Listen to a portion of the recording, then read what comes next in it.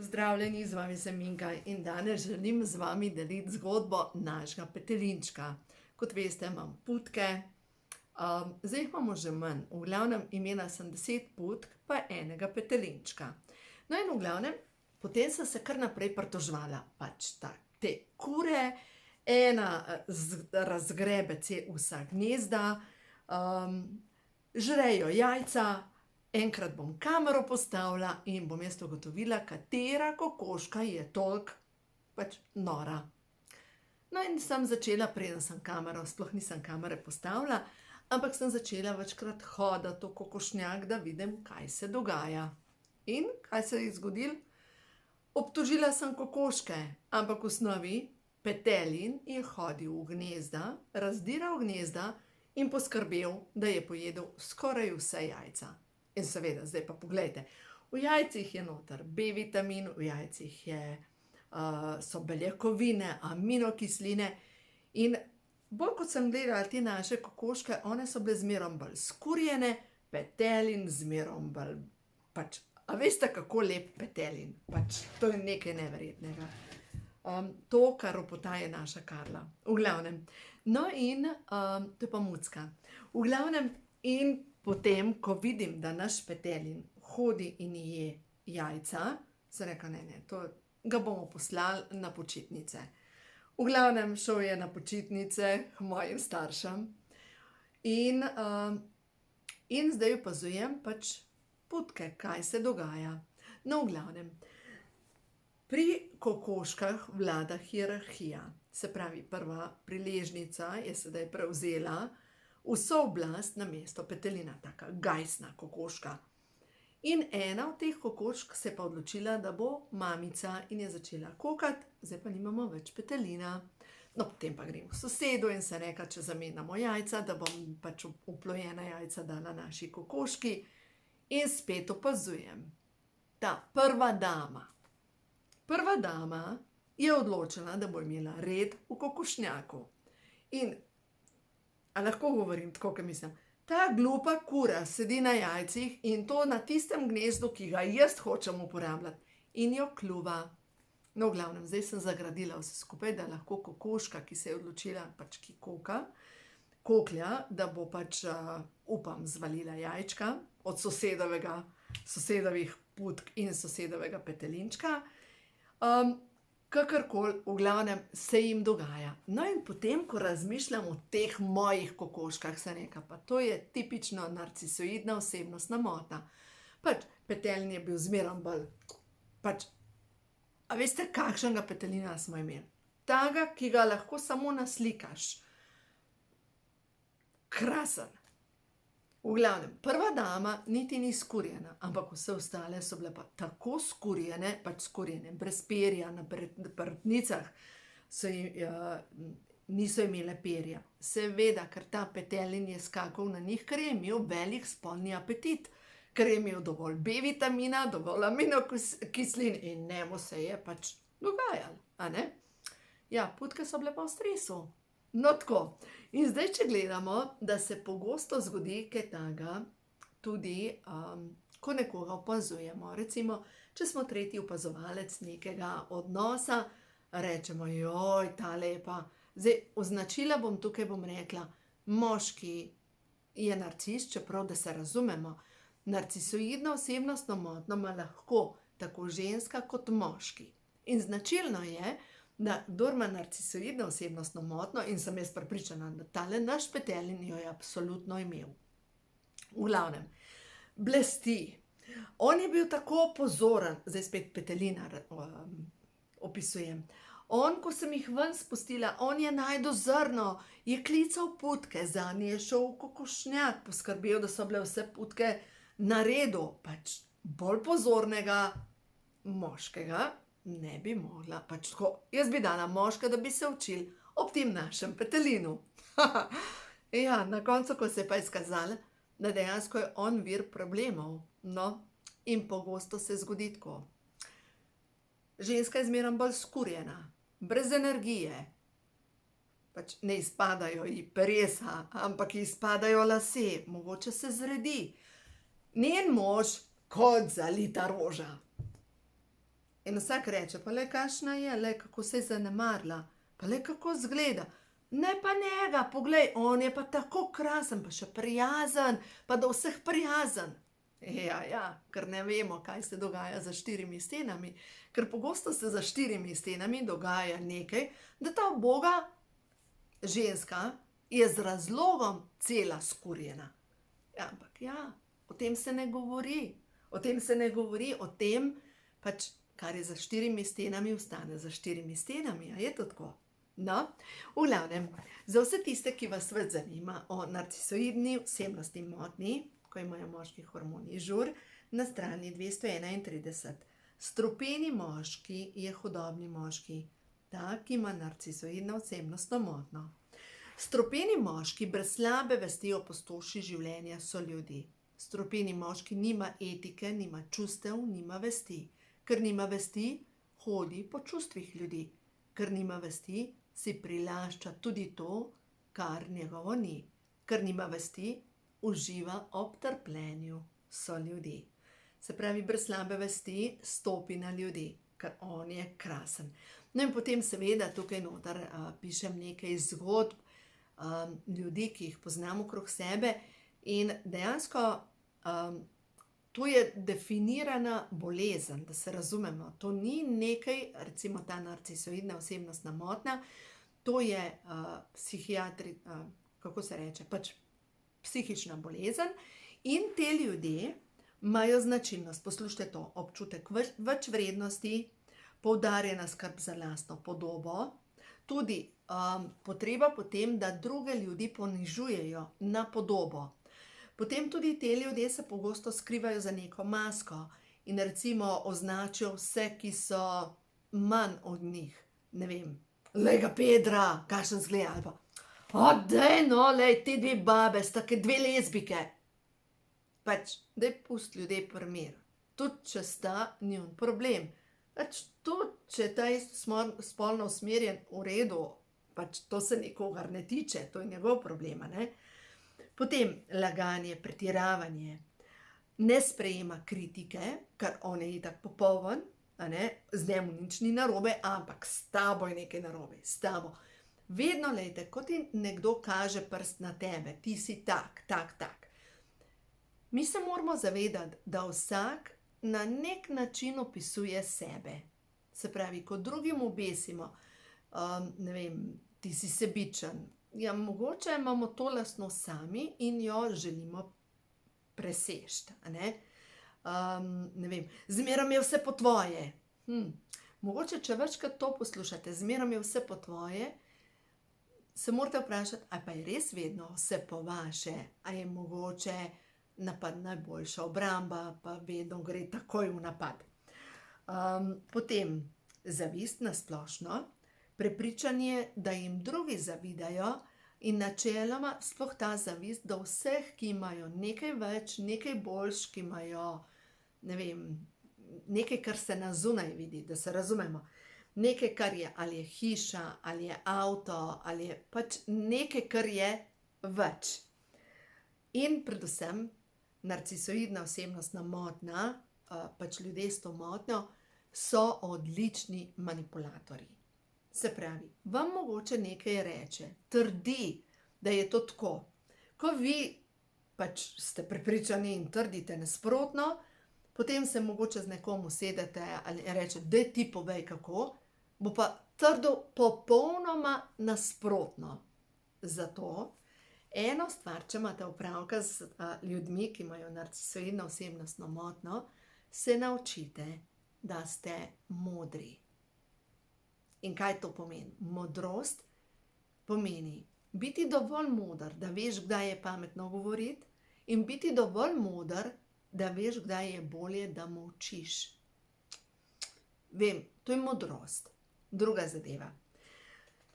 Pri narcisoidnih ljudeh, ko oni vidijo, da se vi umikate, ali pa da zgubljajo oblast nad vami, vam bojo obljubili vse. Vse. Pristali bojo na vse. Strinjali se bodo z vsemi pogoji. Dokler, seveda, da vas dobijo nazaj. Večkrat recimo poslušam zgodbo kakšne ženske, ki reče: "Joj, veš, že 3-krat sem šla stran od moža. Veš, pa se sva uradno že ločena, ampak zmeraj me prepriča, da pridem nazaj." Ampak glejte, vsakič, ko vas prepriča, da pridete nazaj, 3 mesece je kakor tako v redu, ampak naslednjič, ko pade ta energija, bo padla na nižjo raven, kjer je bila prej. In pač ti ljudje potrebujejo zdravljenje. In to ne pomeni, da recimo pogosto še pijejo alkohol in sploh takrat, ko pijejo alkohol, jim vse to pomeče ven in dejansko vidite ta prav obraz. To ne pomeni, da reče: "Od danes naprej ne pijem več." Ne, potrebuje zdravljenje, potrebuje strokovno pomoč, ker v nasprotnem primeru, glejte, boste vi pristali v grobu. Pač tako grejo te zadeve, ne? A veste, zdaj pa pojdimo na drugo stran, pridne punčke. Ko smo v odnosu s strupenim moškim, seveda tak strupeni, narcisoidni moški potrebuje okrog sebe pridne punčke. In zdaj, če ste bili vi vzgojene tudi na ta način, da bodi pridna, potrp, kaj bojo ljudje rekli, pač pridna punčka. In pridna punčka vsem ugodi, ne zna postaviti mej, ne reče ne, strah jo je postaviti meje in predvsem boji se agresije drugih ljudi.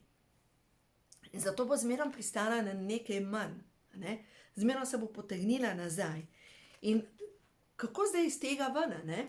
Kako zdaj iz tega ven, če imaš odnos s človekom, ki enkrat je super, letiš v nebesa, drugič se voziš po peklu in spet kot bi bil na vlaku smrti. V tem primeru dejansko se učiš ljubezni do sebe. Učiš se postavljati meje. Piš si dnevnik. Piš si dnevnik, ko je kriza. Kaj sta se zmenila. In glejte, saj čisto preprosto. Če imate krizo, zdajle recimo pogosto se zgodi, greš na morje, pa se še skregaš. Namesto, da bi se imel na dopustu še boljš, se skregaš. To je menda statistični podatek. Dejstvo je, da tudi za praznike se pogosto ljudje skregajo. In zdaj, če pogledamo, takrat, ko imaš krizo, daj napiš vse v nek tvoj dnevnik, kaj občutiš, kaj sta se zmenila, kako sta se pogovarjala. Napiš vse, kar te teži.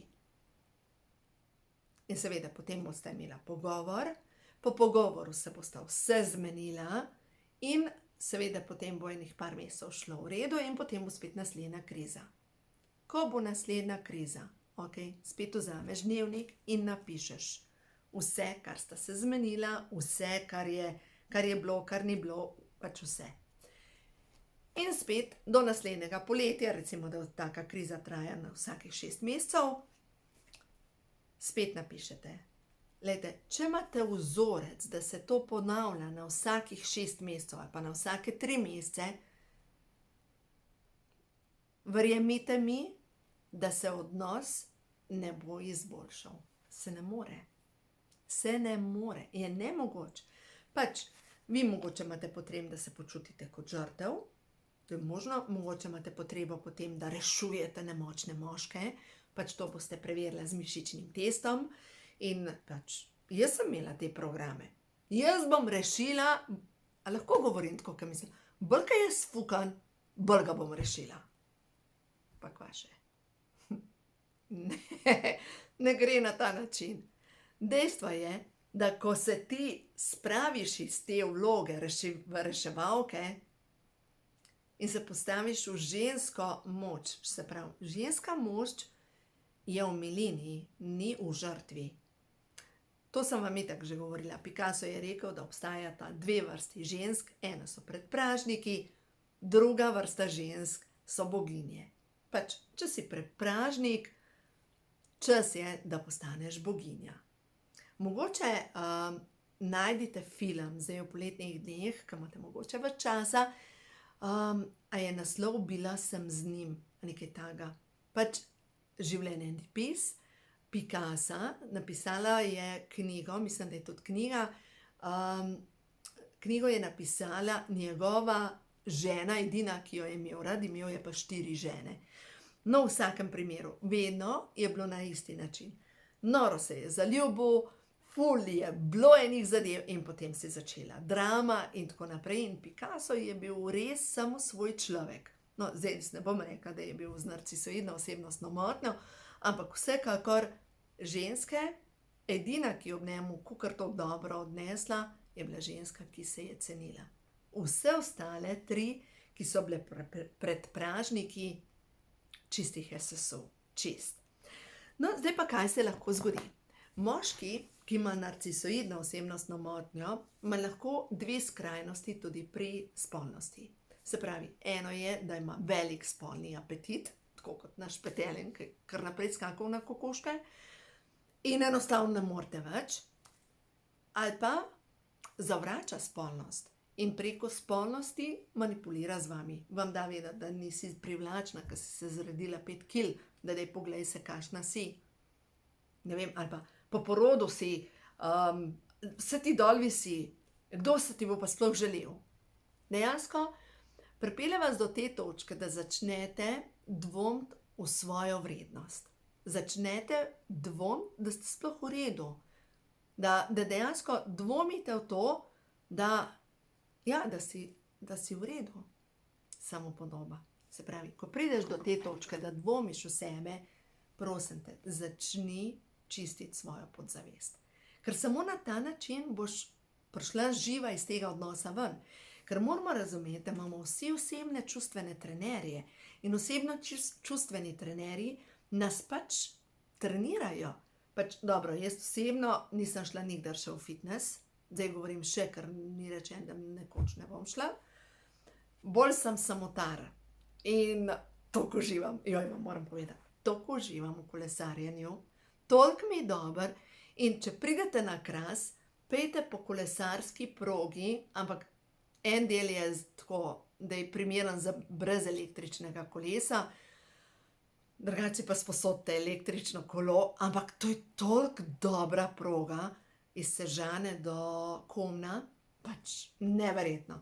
Jaz še nisem cele prekolesarila, ker nimam električnega kolesa, ampak imam en tak krog in vam povem, wow. In to mi je dobro, ker mi duša poje, ker pač je kolesarska proga in nobenega človeka, kar je pa najboljše. No in v glavnem, zakaj sem zdaj zašla? Osebni čustveni trener. Če greste v fitness in imate svojega trenerja, ta trener vas bo peljal čez vaše meje z namenom, da strenirate vaše mišice, a ne? Zdaj pa, če imate pa osebnega čustvenega trenerja, vas ravno tako pelje čez vaše meje z namenom, da zgradite svojo samopodobo. No, v glavnem, zdaj pa, kaj lahko še preverite z mišičnim testom? Strah me je izgube mojih dragih. Zaradi tega, ker kaj se zgodi? Ker če imaš s takim človekom družino, po vsej verjetnosti je tako, da te je strah, da boš izgubila družino. In velika verjetnost je, da se bo igra nadaljevala preko otrok. Pač na vse moraš biti pripravljena. In zdaj tisto, kar se moraš zavedati. Kako zgraditi, ali pa pojmo drugače, katera čakra ti nagaja, da si dejansko sploh pristala v takem odnosu? Katera čakra, kaj misliš? No, me prav zanima, dajte od spodaj v komentar napisati, katera čakra mislite, da je tako močno opustošena, da dejansko pristajaš na vse tisto, kar veš, da ni zdravo. No dobro, zdaj, če grem nazaj na te pridne punčke. Pridne punčke smo poslušali v cerkvi, odlomek iz Svetega pisma in tukaj piše, ljubezen je vselej prijazna. Ne, to je pa iz knjige Mojstrstvo ljubezni. Dajte poslušati to. Ljubezen je vselej prijazna, strah pa je vselej neprijazen. Čutimo se žrtve vsega, jezimo se ali žalostimo, razjeda nas ljubosumje ali pa se čutimo izgubljene. Jeza ni nič drugega kot zakrinkan strah. In žalost ni nič drugega kot zakrinkan strah. Ljubosumje je zakrinkan strah. Ob vseh teh čustvih, ki izvirajo iz strahu in ki povzročajo trpljenje, lahko zgolj hlinimo prijaznost. Se pravi strah. Kje pa mislite, da se strah naseli? Katera čakra je tista, ki je opustošena? Dobro, korenska je sigurno, ker je samovrednost. Druga, ker ste v spolnem odnosu, če je to vaš partner, zdaj druga je, če je to vaš mož ali vaš nadrejeni, ampak če je vaš partner, pomeni, da ste ranjeni tudi kot ženska. Ampak vseeno, katera čakra je še najbolj obremenjena? Veste, katera? Srčna. Strah se pa tle gor naseli na prsa in ti ne da dihati. In ne moreš vdihati. In strah ti vzame vso moč. Vso. Enostavno si, komaj dihaš, ne moreš dihati. In potem se začneš spraševati, zakaj imam težave s pljuči, zakaj sredi poletja zbolevam za pljučnico, vsi so zdravi, jaz zbolim. Ja, kaj ti želi tvoje telo povedati? Zakaj imaš vsako pomlad, recimo nekdo, ki ima astmo, ravno tako, dihati ne more. To jo tako močno duši, da ne more več. Da se razumemo, pač to narcisoidno osebnostno motnjo niso samo ženske. Vam povem zgodbo enega, to je oče in sin. Pač oče je postavil uspešno podjetje, pele uspešno podjetje, čeprav je zdaj že zdavnaj v penziji, on še kar komandira, pelje vse, ampak sina pa tako ponižuje pred delavci, se pravi, sin je direktor, ampak ker se ne postavi svojo moč in ne postavi očetu meje, ker oče je itak, sin očetu vse dolguje, življenje, posel mu izrihtal. In dejansko ta sin se v službi obnaša do svojega očeta, kot da je njegov suženj. In oče v pričo delavcev kriči nanj, da je nesposoben, da iz njega ne bo nič in tako naprej. Da si predstavljate. In pač to se dogaja. In to je pogosto, ko nekdo, ki ima narcisoidno osebnostno motnjo, bo naredil vse, da vas bo naredil takele. Miniaturne. Se pravi, stopi na vas, kot da ste pokajen čik in enostavno vas ugasne.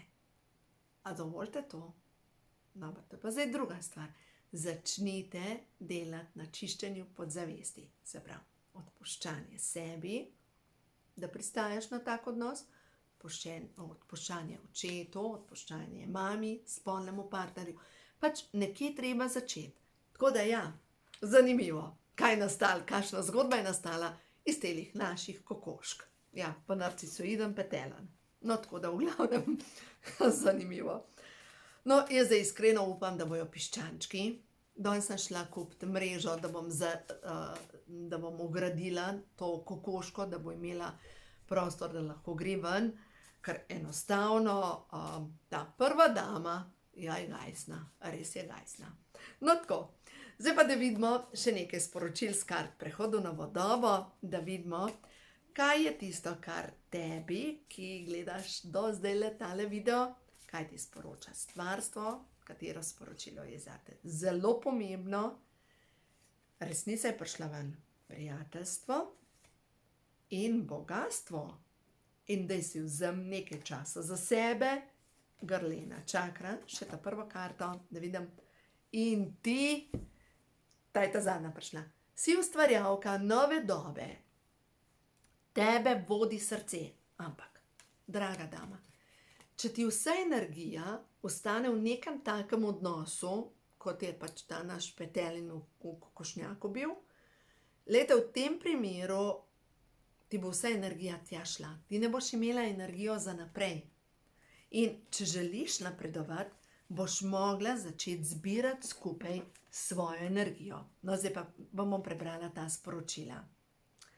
V tebi je neskončna inteligenca, ti si hči večnosti. Zavedaj se, da tvoje srce napolnjuje brezpogojna ljubezen. Ampak začni pri sebi, ne do drugih, da jih opravičuješ. Ker jaz sem imela program, moram opravičevati slaba dejanja drugih ljudi. To ni nekaj, kar te pripelje v nebesa, da se razumemo. To, da opravičuješ slaba dejanja drugih ljudi, samo kaže na to, da imaš to je tvoja šibkost, ker gre zadaj strah, ker te je strah postaviti meje, ker te je strah reči, takole se pa ne gre, takole pa ne moramo več naprej. Zavedaj se, da so v tebi mir, ubranost in uspeh na vseh področjih.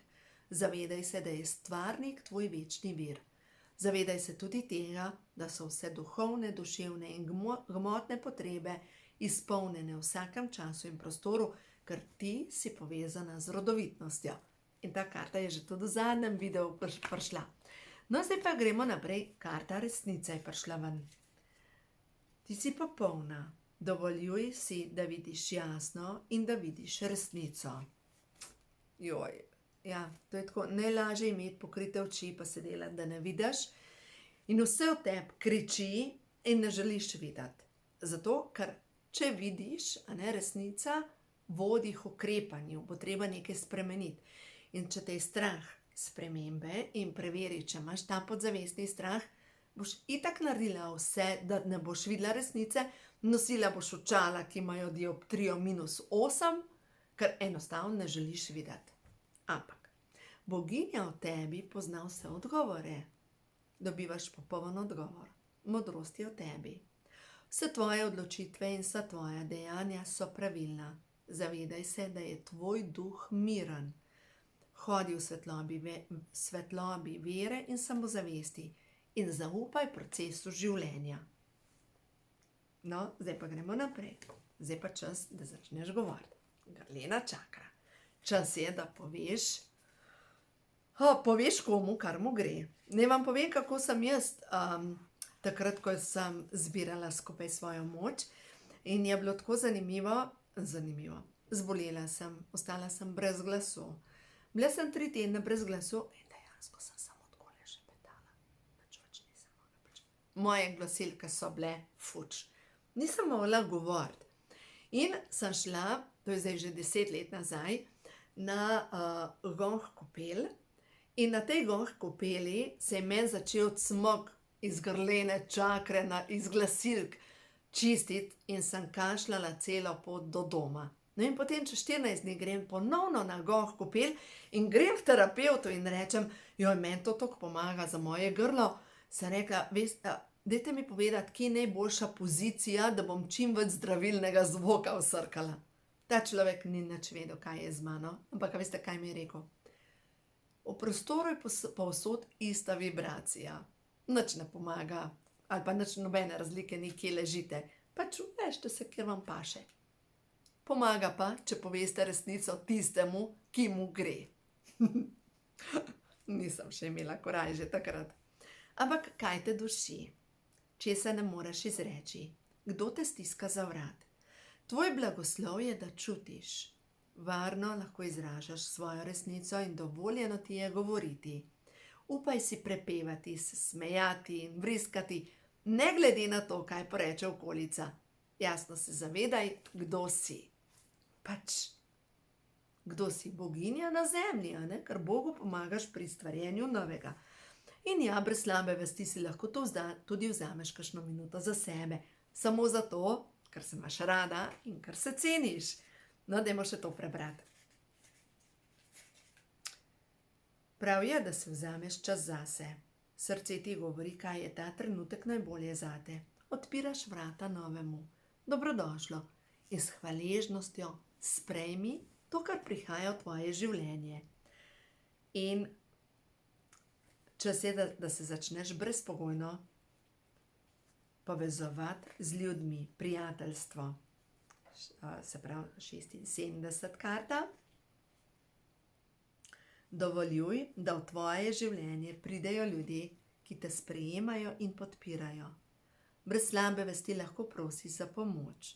Ponos ti samo škodi. V ljudeh išči svetlobo. Bodi hvaležna za prijatelje, za ljudi, ki te spremljajo na poti življenja. In potem naprej bogastvo priteka k tebi v slapovih obilja.